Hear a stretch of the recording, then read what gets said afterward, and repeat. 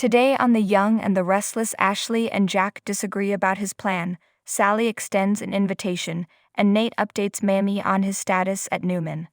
At Newman Enterprises, Victor tells Nick and Victoria that he has no intention of vacating his chair and will remain. He's hoping they'll work alongside of him.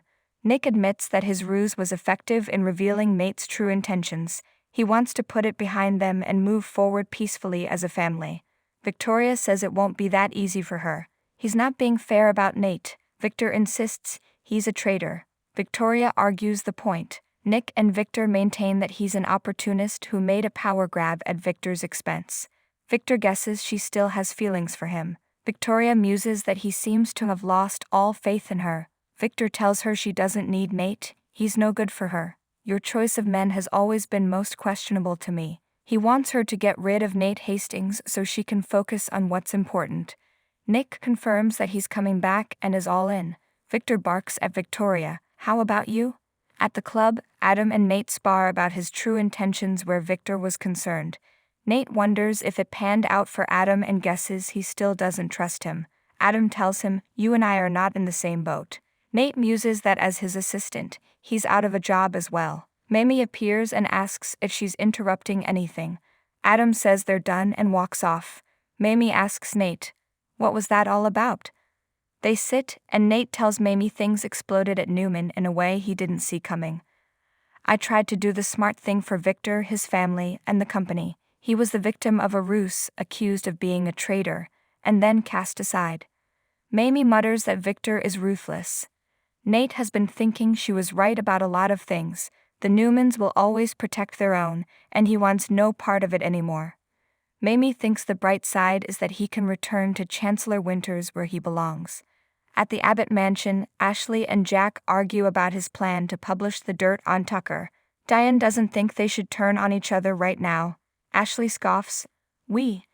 Diane thinks Ashley is making a good point. Ashley insists that it will only make Tucker mad. He has nothing left to lose and isn't even running McCall anymore. Jack wants to let him know they're not afraid of him. Ashley counters that Jack is afraid of him, and Tucker likely knows that. If he publishes the information, it will show him that he's squirming and needed to put him in his place. Ashley can handle this. "I'm begging you, give me just a little more time." Diane believes a little more time wouldn't hurt. Jack says, "Fine, you're playing with fire, and I don't want to see you get burned." Ashley's not ready to admit defeat. With that, she walks out. Diane hopes Jack's not angry with her for letting Ashley in on their plans to expose Tucker. Jack's not.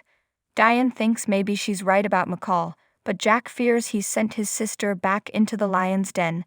Diane urges him to give Ashley some leeway to see what she can get out of Tucker. Jack admits there's another reason he wants Ashley to stay away from the guy. "I am worried that she will fall for him all over again." Sally and Chloe sit down in society and discuss the redhead's business, which is starting great with Daniel's apartment. Sally realized that there's an important element missing from her business, you. "I don't want to do this without you." Chloe is flattered and thanks her for noticing how amazing she is. Sally asks if she'd be willing to come back and work with her. Chloe reveals she just quit Marchetti. She and Summer don't see eye to eye. Sally asks if Summer's loss could be her gain. Chloe exclaims, "Yes. 100 times yes." They're hugging when Adam comes in. He walks to the bar and smiles over at Sally, who flashes to them making love.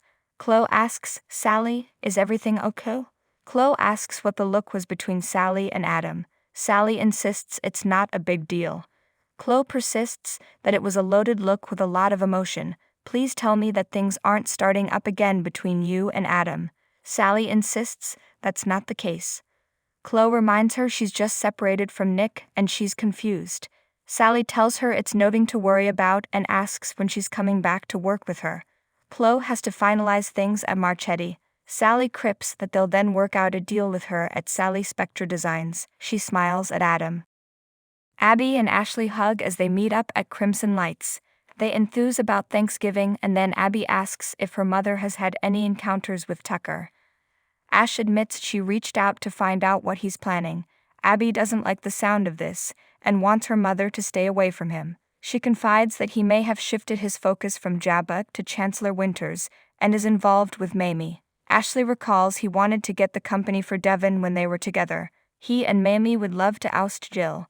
They debate whether he's let go of his vendetta against Jabba to focus on family. Ashley says nothing's ever that simple with Tucker. They go over Tucker's animosity toward Jill for taking on Catherine's company. Ashley agrees it never should have been her company. Abby worries about how this will affect Devon.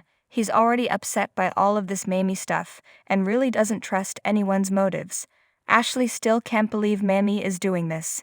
Abby worries about her mother getting in deep with Tucker again. Ashley tries to reassure her. At Newman, Victoria tells her father that despite her frustration she can't turn her back on the company. She won't let her hard-fought efforts go to waste. Victor's glad she came around. Victoria warns Victor he'll have to earn her trust back.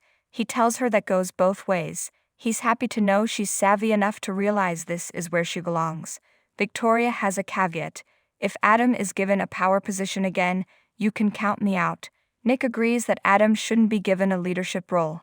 Victor declares that Adam will remain at Newman Enterprises and he will be given an important position. Victoria sneers, even though he doesn't deserve it. Victor is sick and tired of the animosity between the three of them. You are siblings. Nick crabs that Adam has never shown brotherly loyalty. Victor says it's not up for debate. I'm fed up with the conflict between the three of you. I'll do everything in my power to solve it. Count on it. At Newman Media, Nikki asks Claire if she's ready and asks after her aunt. She reminds her she'll have to arrange her own travel home. Claire tells her how thrilled her aunt will be to meet her. Outside the office, Claire texts someone, "Get everything prepared." At the club, Nate tells Mamie that he had a promising meeting with Devon, who seems poised to give him another chance. Mamie thinks they should all sit down as a family. Nate thinks it will be difficult for him to get back in at Chancellor Winters. Mamie's undaunted. I'm feeling really good about this. Nikki and Claire arrive at her aunt's house. Nikki finds the place charming. Claire guesses her aunt is out in her chair by the water. She picks up a note saying she's at the doctor and inviting them to enjoy some tea. Nikki says that will hit the spot. Claire pours from a teapot and Nikki drinks it, and Claire chatters about how much the place means to her aunt and what a great place it was to grow up. As Nikki takes another sip, Claire watches her. She keeps talking about the block parties they used to have and a dish she used to make. They laugh and Nikki asks what kind of tea they're drinking, noticing Claire hasn't touched hers. Claire says she's not much of a tea drinker. Suddenly, Nikki feels woozy and lightheaded. I really don't feel well all of the sudden. She drops her teacup and saucer. Claire offers to get her water. Nikki looks at her and she's all blurry. I really don't feel well at all.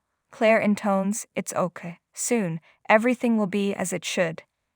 Nikki asks, what do you mean? She tries to get up but falls. I don't understand. What is happening? Claire stares down at her.